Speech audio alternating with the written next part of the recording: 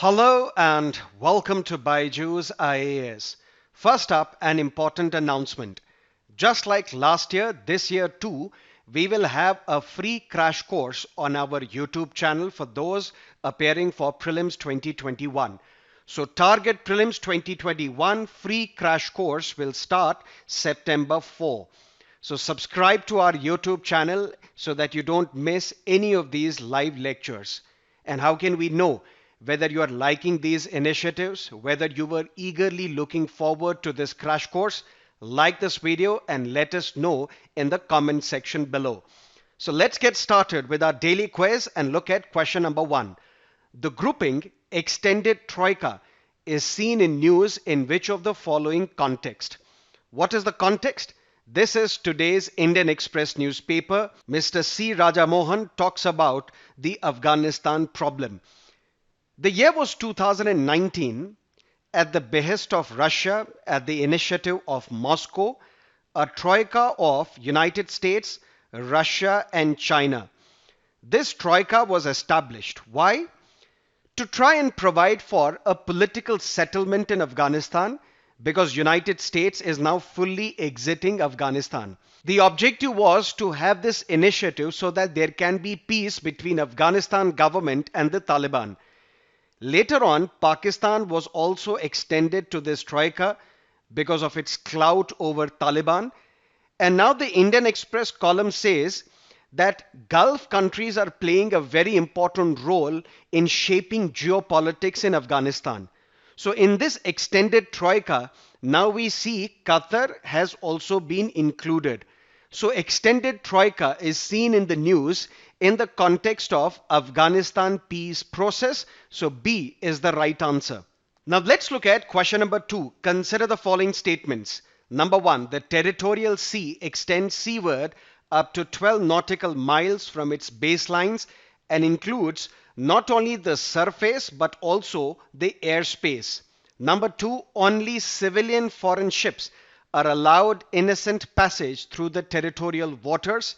And 3, the United States has not ratified United Nations Convention on the Law of the Sea. Statement 1 is correct, statement 3 is correct, 2 is incorrect, 1 and 3. C is the right answer. What is the context? India is now the president of the United Nations Security Council for the month of August 2021. Prime Minister Modi chaired a debate on maritime security in which Russian President Vladimir Putin also participated. And in this, United Nations Security Council has once again adopted that United Nations Convention on the Law of the Sea, UN clause, has established the legal framework for maritime activities. The year was 1982 when this United Nations Convention on the Law of the Sea was signed. It is basically an international agreement that establishes legal framework for all marine and maritime activities.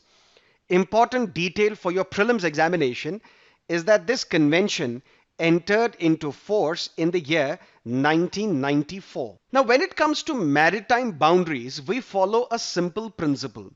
For example, India, 12 nautical miles from India's shores, this is what we call territorial waters.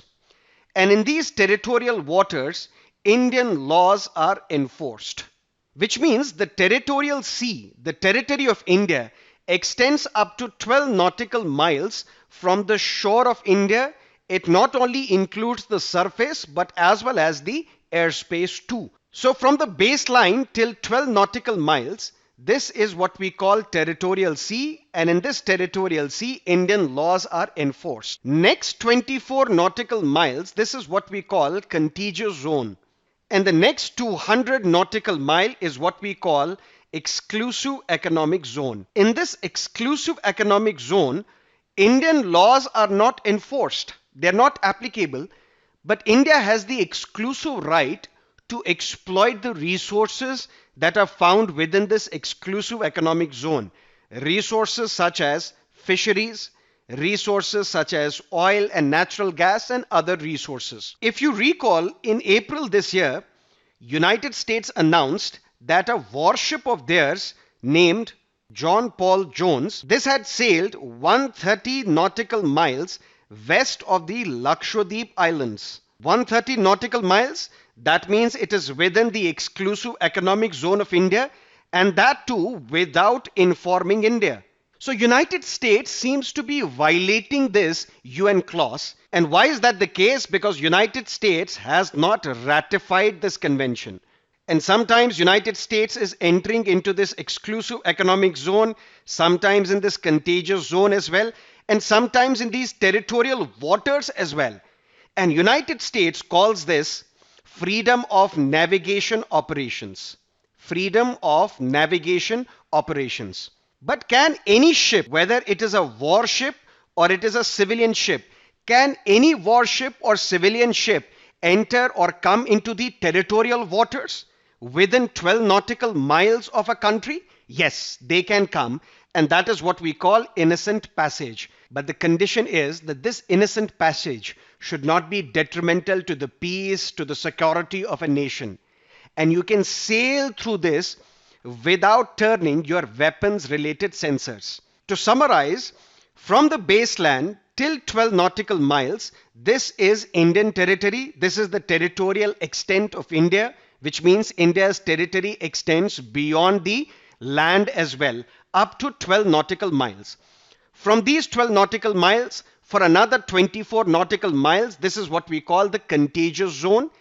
And then up to 200 nautical miles is the exclusive economic zone. That means Indian laws will not be applicable here, but India has the exclusive right to exploit the resources within these exclusive economic zone.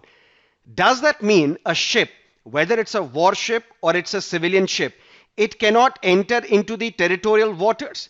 Yes, it can enter, but it doesn't have to activate its weapon sensors. It does not have to violate the peace, the security, the goodwill of that country. And this is something that we call innocent passage, which is provided under the United Nations Convention on the Law of the Sea, which United States has not ratified. Now let's look at question number 3. Marburg virus belongs to which of the following categories? It belongs to D. filoviruses. What is the context? Guinea. It has recorded West Africa's first Marburg virus death according to World Health Organization. This is the first time that this deadly disease has been identified in West Africa. There have been major outbreaks of Marburg diseases, but mostly in the southern and eastern Africa. For the first time, this disease has been identified in the West Africa. And Marburg virus disease, it's a highly virulent disease. It causes hemorrhagic fever, and the fatality rate goes up to 88%. And it is in the same family as the viruses that cause Ebola. Marburg is transmitted to people from fruit bats. And filovirus refers to any virus that belongs to Filoviridae family. Let's look at question number 4. Consider the following statements with respect to Ishan Uday scheme. It's a scheme launched for the financial turnaround of the power distribution companies, DISCOMs, owned by the northeastern states. 2. The scheme is being implemented by the Ministry of Northeastern Region. For the turnaround of power distribution companies, there is a scheme called Uday. This scheme, Ishan Uday, it is basically a scholarship scheme for economically weaker sections of the society belonging to the northeastern region. So statement number 1 is wrong, and this scheme is implemented by University Grants Commission. So both these statements are incorrect. D, neither 1 nor 2 is the right answer. What is the context? This is today's PIB news. Steps taken by the government to improve educational infrastructure in northeastern states. And here we see the reference to Ishan Uday scheme. Now let's look at a previous year's question paper 2017. Consider the following statements in respect of trade-related analysis of fauna and flora in commerce called TRAFFIC.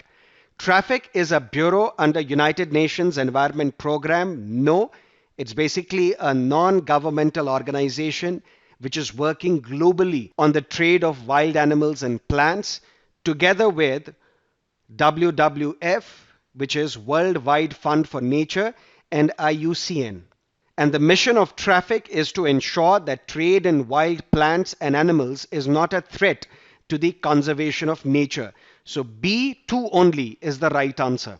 Now let's look at the fact of the day, National Mission on Edible Oil, Oil Palm. Prime Minister Modi has announced this new initiative, which involves investment of 11,000 crore rupees. India is one of the largest consumers of vegetable oil in the world. Of this, oil palm imports account for more than 55% of these imports.